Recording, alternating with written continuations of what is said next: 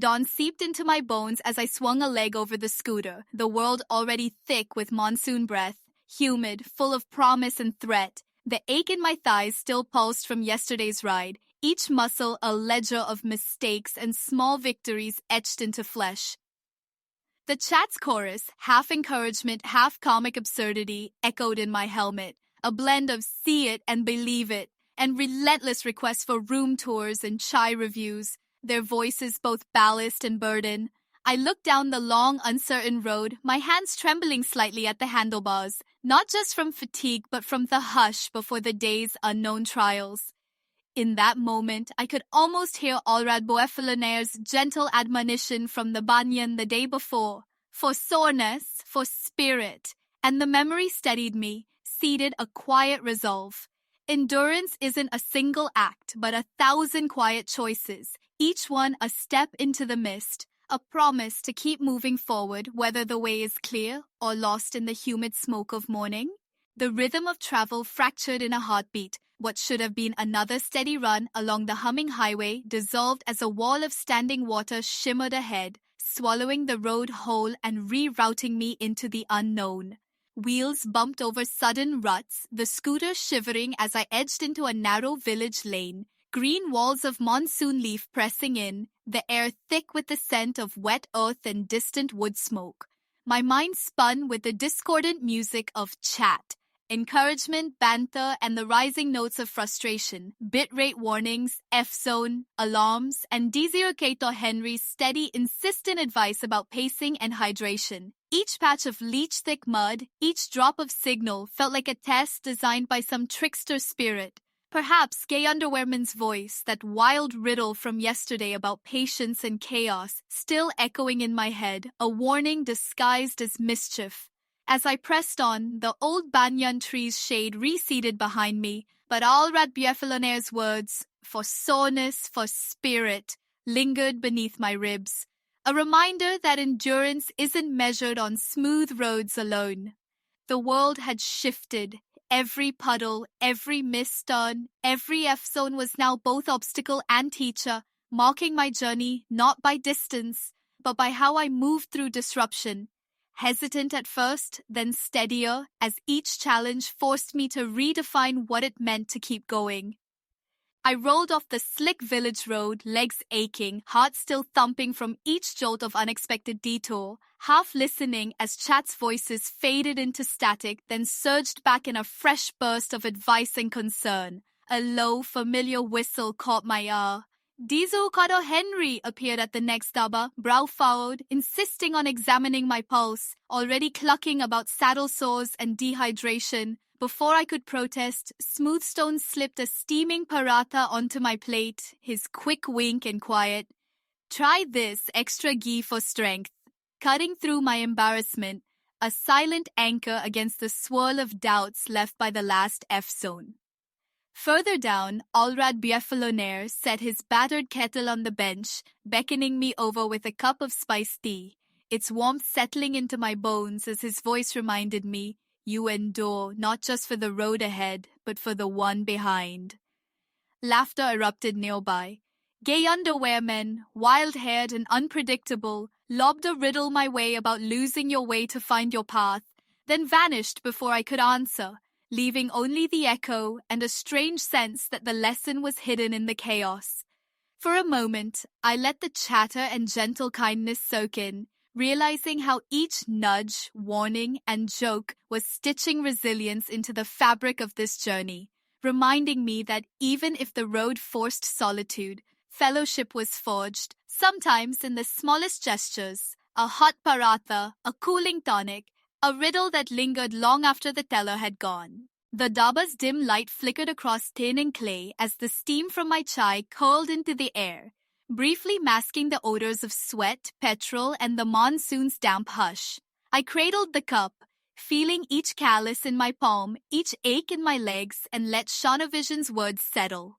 A whisper about endurance being not just grit, but the art of letting the world's weight soften around you for a breath or two. Across the table, Obese banker's gruff warnings about wasted time and slow riding replayed in my mind, but it was the warmth of Smooth Stone's extra paratha and Alred Boisfillonaire's spice tea that truly eased the knot in my chest. I realized, as chat's banter ebbed and flowed, calls for comfort, jokes about padded seats, distant voices urging me onward, that these small unguarded moments were what kept me whole. The laughter after a riddle from gay underwear men, the clatter of plates, the steady tap of DJ Stingy's drum echoing the slow return of my own heartbeat. Here, for this brief interlude, the road and its endless trials blurred at the edges, and I tasted the rare grace of being simply present. Every kindness, every shared silence stitching me tighter to the journey and to the self I was still discovering, one pause at a time. The room's hush was shattered by the chant, subs and cheers swelling, chat's excitement cresting like a monsoon tide, and there I sat, towel still damp at my neck, heart thumping in time with DJ Stingy's distant, insistent beat. The wheel of challenge loomed. A simple thing, yet suddenly mythic, every click of its spin echoing with the jests and warnings of the day. Obese bankers balked no shortcut, ringing in my mind, and gay underwearmen's wild riddles about courage and absurdity threading through my doubt. Fingers slick, I stared at the green chilies laid out before me, gifts from Smooth Stone perhaps, or a dare from 259641's memory. My hands remembering the comfort of Alred Boisfillonaire's tea and Icarus Svevemeva whispered, "Resilience is a fire you feed." The first chili, sharp, raw fury, chat roaring, my body recoiling, yet somewhere inside, the laughter at the daba, the comrade's faith, the sting and balm of each trial, all braided into something stronger than pain.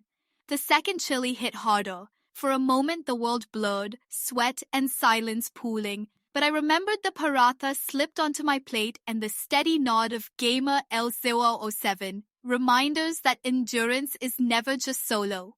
When the headstand came, I let DJ Stingy's rhythm steady my shaking limbs, the specter of every past challenge, every muddy road, each small grace, lifting me, and as my legs trembled and the room spun, I tasted not defeat but a wild, hard-won joy, that the journey's true lesson was this: the will to meet what comes and the courage to let your allies' faith become your own.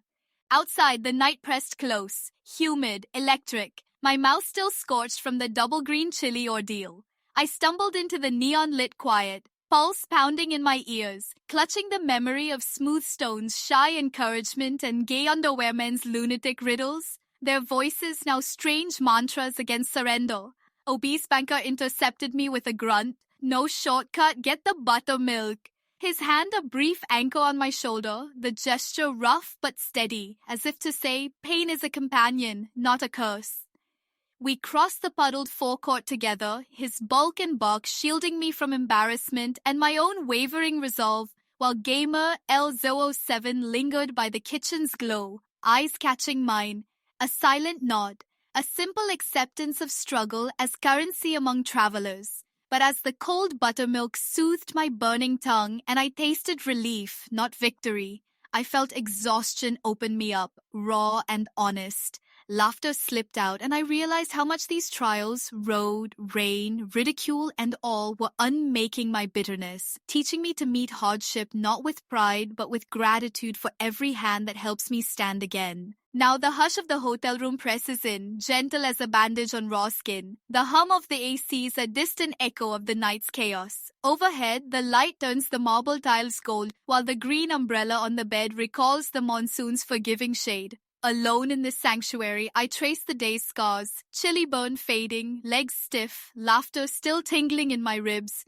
Each mark a lesson, not a wound. I remember Alred Boisfillonaire's leaf pressed to my brow, the barked advice of Obese banker looping in my mind, not as scolding, but as a compass pointing me forward, proof I am seen and not alone. In this quiet, the journey no longer feels like a punishment or spectacle. It is a map of gratitude and grit, each trial a knot tying me tighter to those who dared me to endure, to the chat's wild encouragement, to myself. I breathe in the hush, feeling the threads of this wild tapestry, pain and relief, camaraderie and solitude, braid together beneath my skin, and for tonight I understand. The true road runs inward, and here, finally, I am home. I rest my head against the glass, watching neon smear across the Gujarat night, every light a thread in this tapestry of endurance.